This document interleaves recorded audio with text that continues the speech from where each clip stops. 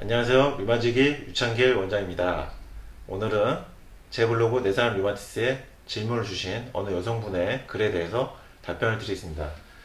두 가지를 질문을 주셨습니다. 첫 번째 내용을 보면은 지난주에 류마티스 진단을 받고 이제 소염 진통제를 처방을 받았고 이것을 드시니까 속이 쓰리기 시작했다. 류마티스 관절염 초기 진단 받으시고 초창기에 소염 진통제만 처방받고 복용하신 경우가 있습니다. 그런데 위염이나 위궤양이 있는 분들은 이 소염 진통제를 복용하면서 속이 더 쓰리거나 아픈 경우가 있거든요. 이런 경우에 도움되는 것은 양배추가 좀 도움이 됩니다.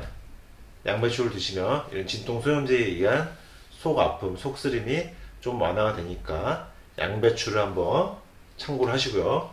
두 번째는 제가 아랫니가 더 앞으로 나와 있는 부종교합이고 어릴 때 턱에서 소리가 난 적이 있다.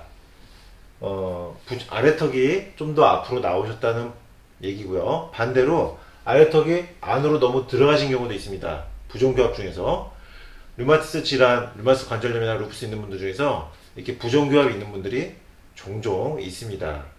턱 관절에 문제가 나타날 수가 있다는 것입니다. 왜냐하면 턱이 앞으로 빠져나오다 보니까 턱 관절에 문제가 생길 수 있겠죠. 그래서 교정을 하지 않고 평소 습관 수정만으로 어떻게 건강해질 수 있는 방법이 있느냐, 이렇게 턱이 앞으로 나오거나 턱이 안으로 들어가신 부종교합 그리고 턱 관절이 안 좋으신 분들은요, 제일 중요한 것이 올바른 척추 자세입니다. 척추 자세가 안 좋으면 턱 관절 장애가 나타날 가능성이 굉장히 많아지기 때문입니다.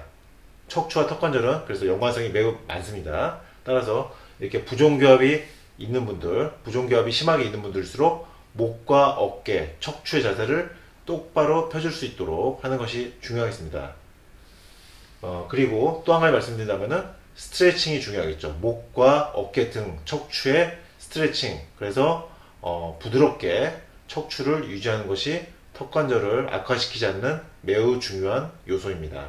그러면 이제 턱 관절이 어떻게 소리를 나게 하는 것인지에 대해서 잠깐 살펴보겠습니다. 지금 일단 정상 턱 관절을 먼저 설명드리고 비정상 턱 관절, 소리가 나는 턱 관절에 대해서 설명을 드리겠습니다. 먼저 정상 턱 관절입니다.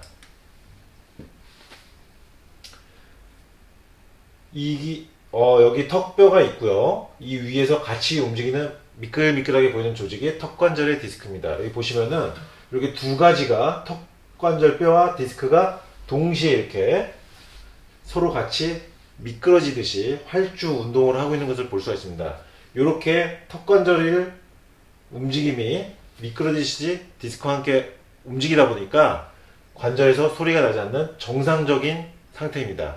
이렇게 부드럽게 턱 관절과 턱 관절 디스크가 함께 미끄러지듯이 운동할 때는 턱 관절에서 소리가 나지 않습니다. 그러면 비정상적인 경우를 보겠습니다. 턱 관절에서 어떤 경우에 소리가 나는가?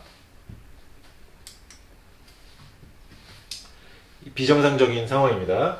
턱뼈가 있고 디스크가 이렇게 위로 팍 삐져나오고요. 그리고 디스크가 막고 있다 보니까 턱뼈가 앞으로 벌어지지를 못합니다. 앞으로 나오질 못하고 디스크가 탁 튕겨 나가면서 이때 턱 관절에서 딱 소리가 나게 됩니다. 턱 관절이 미끄러지듯이 나와야 되는데 부드럽게 나오지 못하고 틱 하면서 턱 관절 디스크가 튀는 모양을 볼 수가 있습니다.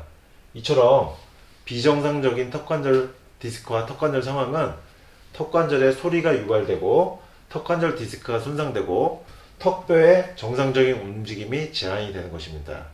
따라서 턱 관절은 디스크가 있고 턱뼈도 있지만 이 소리가 안 나게 하고 더 이상 손상되지 않게 하려면은 척추의 바른 자세 그리고 스트레칭이 굉장히 중요하다. 그리고 턱 관절 디스크가 손상되지 않도록 턱의 위치와 자세를 똑바로 유지하는 것이 굉장히 중요하다. 오늘은 턱 관절과 류마티스 관절염 부종교합 설명을 드렸습니다. 류마지기 유창길 원장이었습니다.